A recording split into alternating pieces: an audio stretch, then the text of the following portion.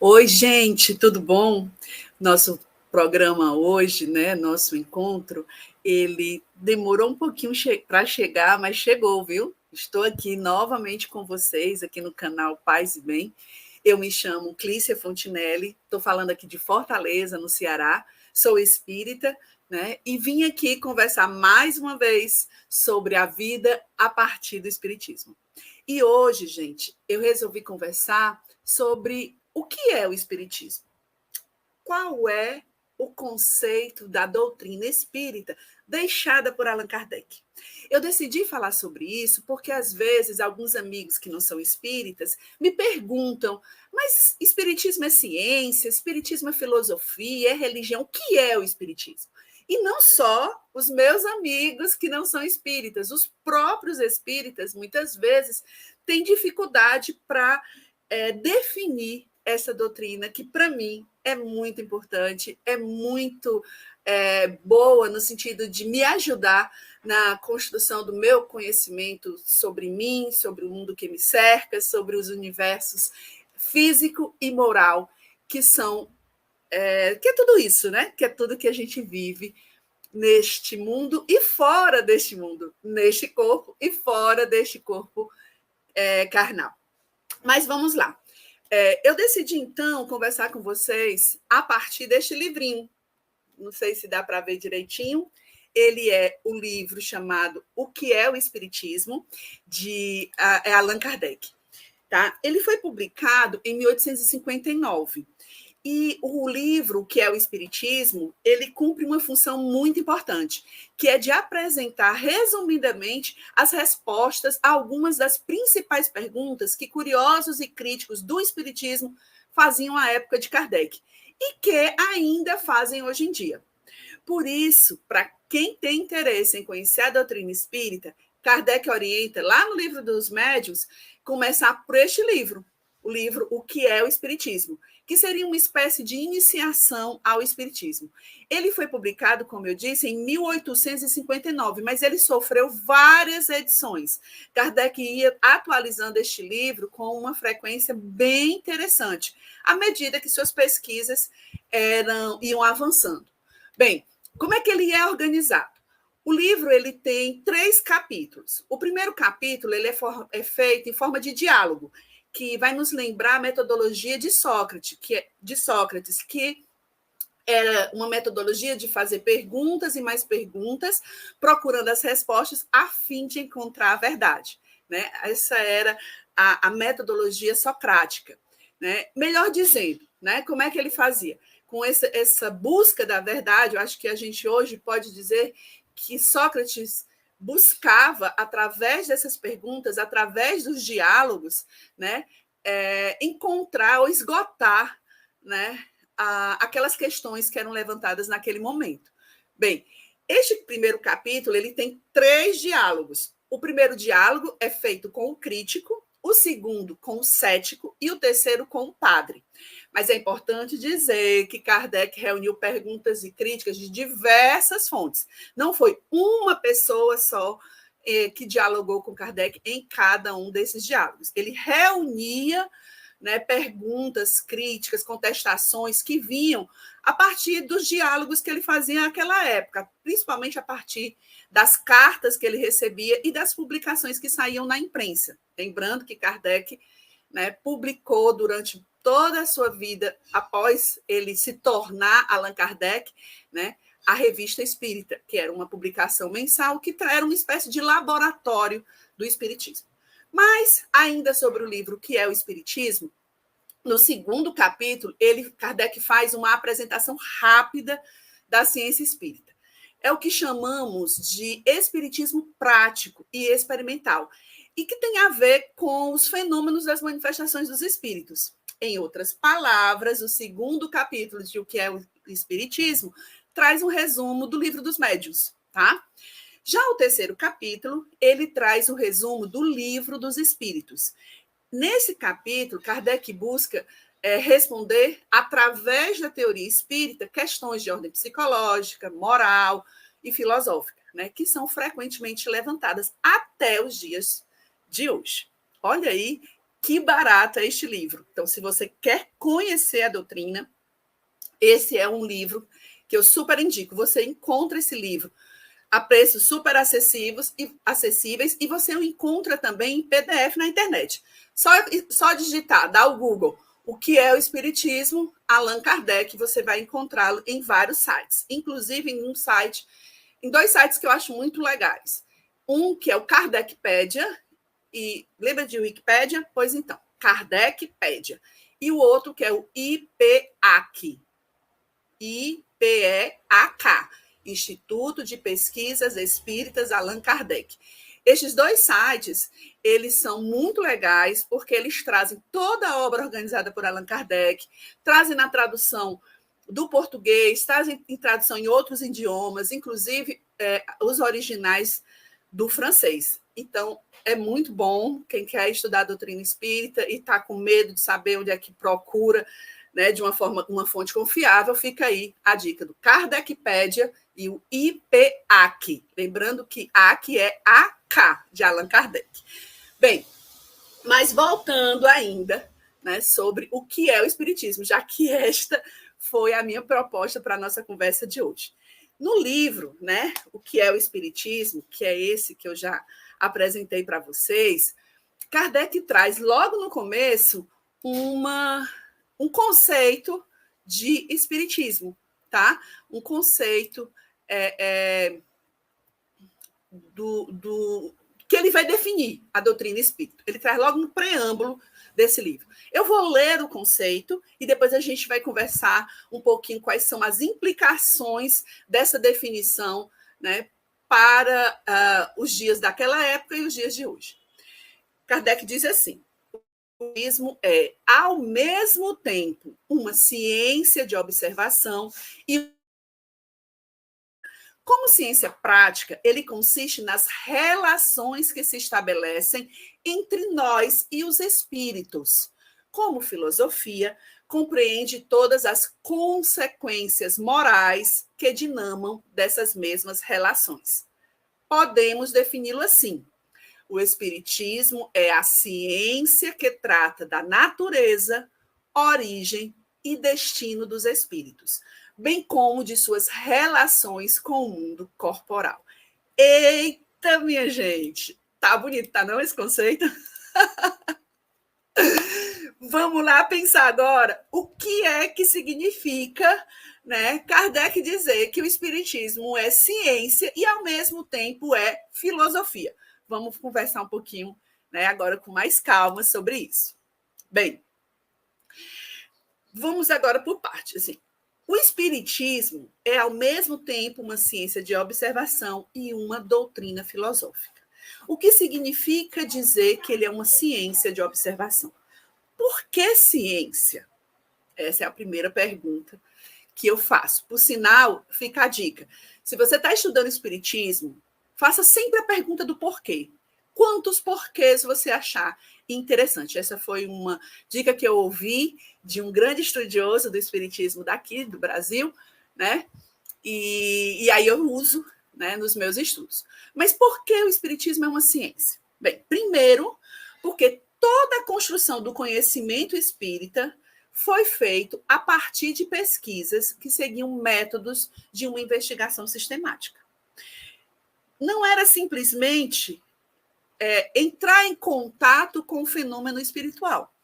Era observá-lo, verificar suas características, como é que aconteciam as manifestações dos espíritos, ver como estas manifestações se repetiam, quem as provocava, como elas chegavam até nós, enfim, observar detalhadamente toda a manifestação e também as comunicações dos espíritos.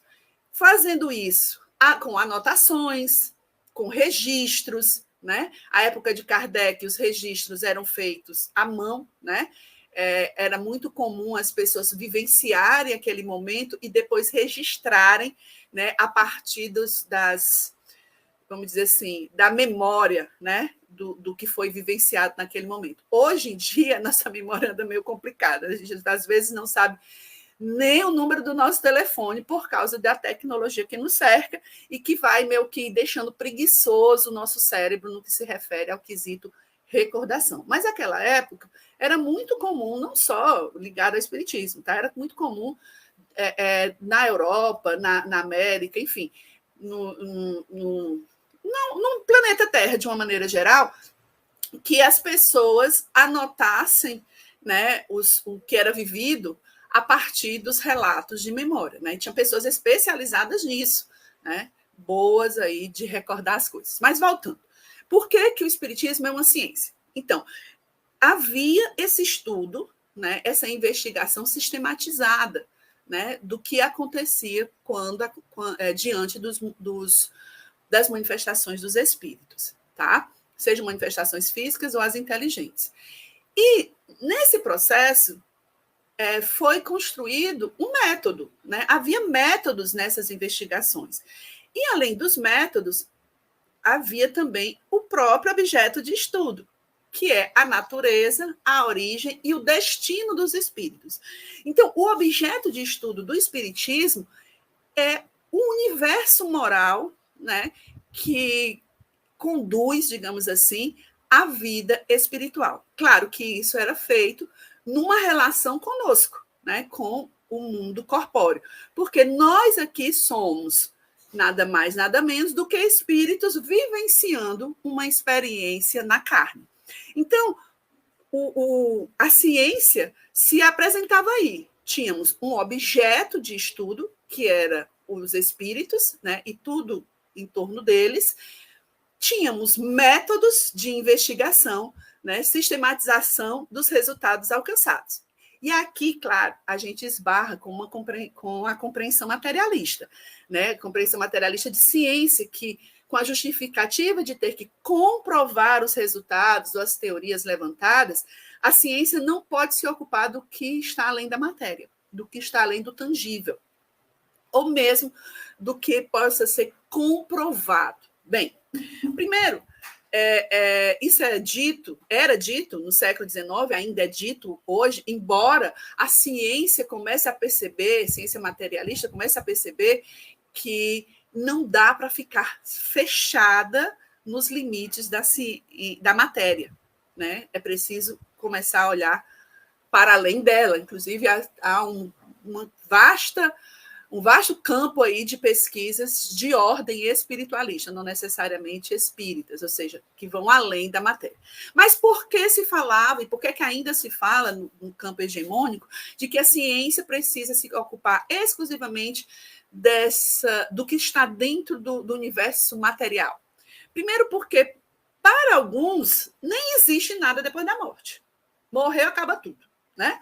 Segundo, porque a vida após a morte é tratada muito mais no plano religioso e como uma questão de fé pela fé, né, do que como um elemento, como uma manifestação da natureza, do mesmo modo que todas as manifestações aqui que acontecem no plano material, né, que é esse plano que a gente está aqui. Bem, e aqui fica alguns questionamentos, né?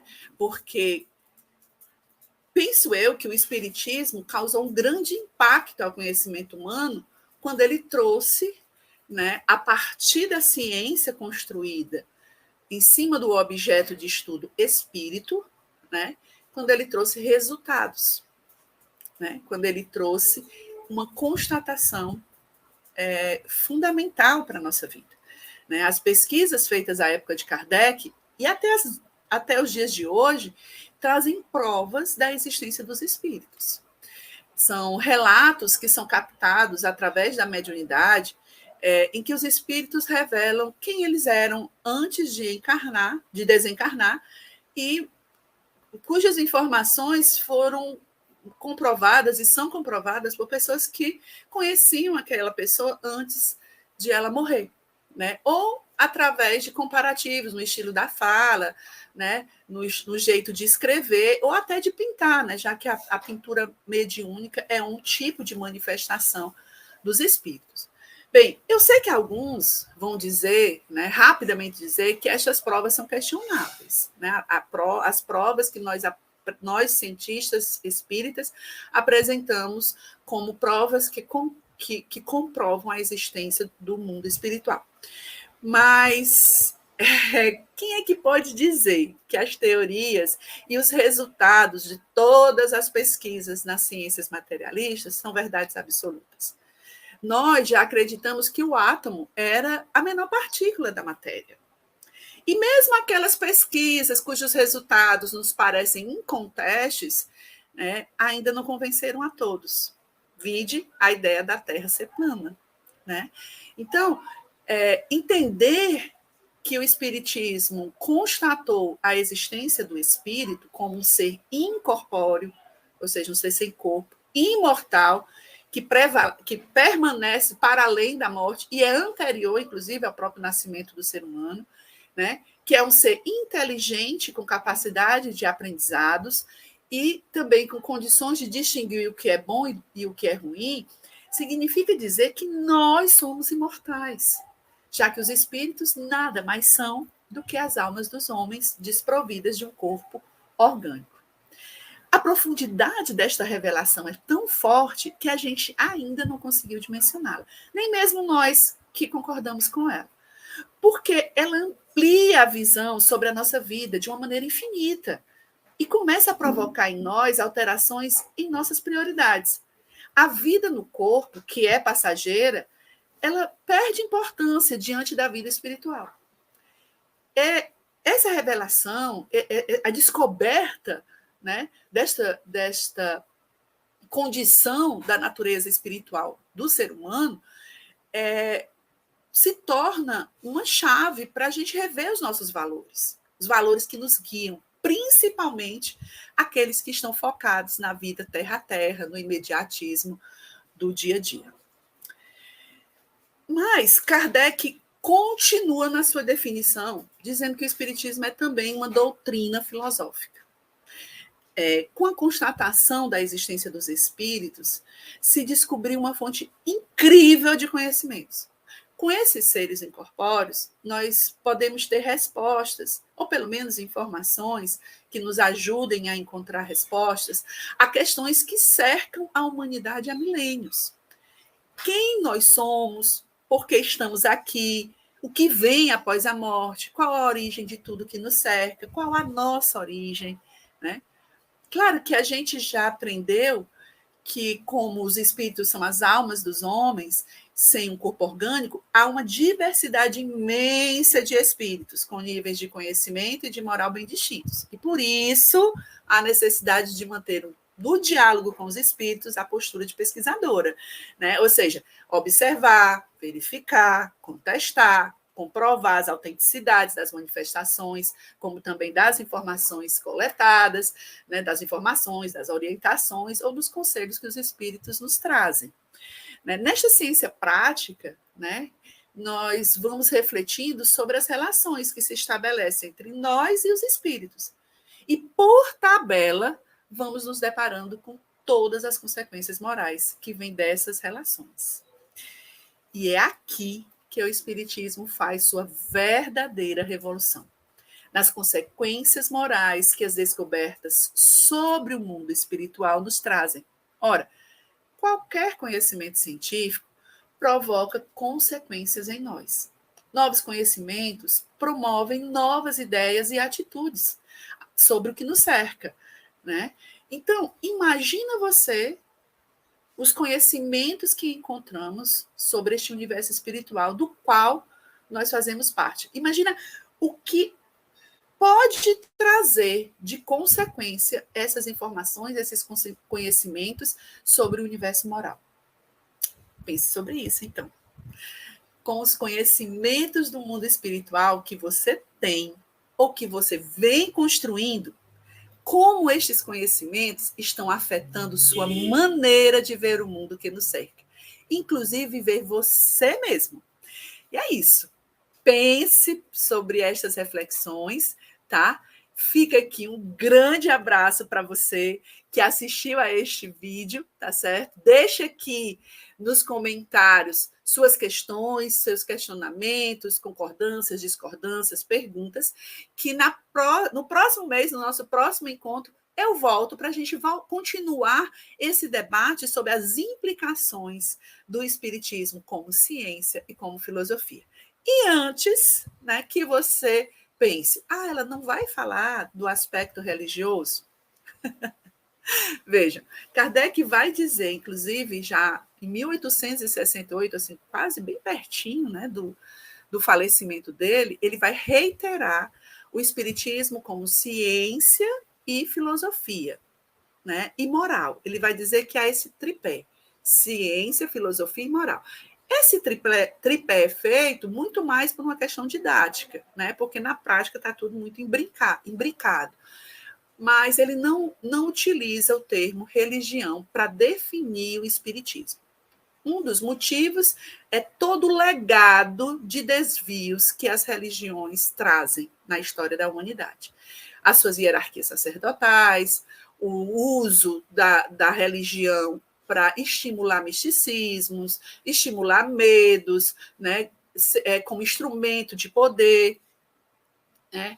Uma religião que deveria religar-nos à nossa natureza espiritual, muitas vezes esquecida, sendo utilizada com outros fins, né? Esse é um dos principais motivos, né, preocupações de Kardec de não transformar o espiritismo em religião, né? Querendo preservar essa conduta investigativa, racional, né, de que a gente possa pensar sobre o que está nos sendo apresentado como na nossa natureza espiritual, né, tentando se livrar de toda essa questão maravilhosa do fantástico, né, que são excelentes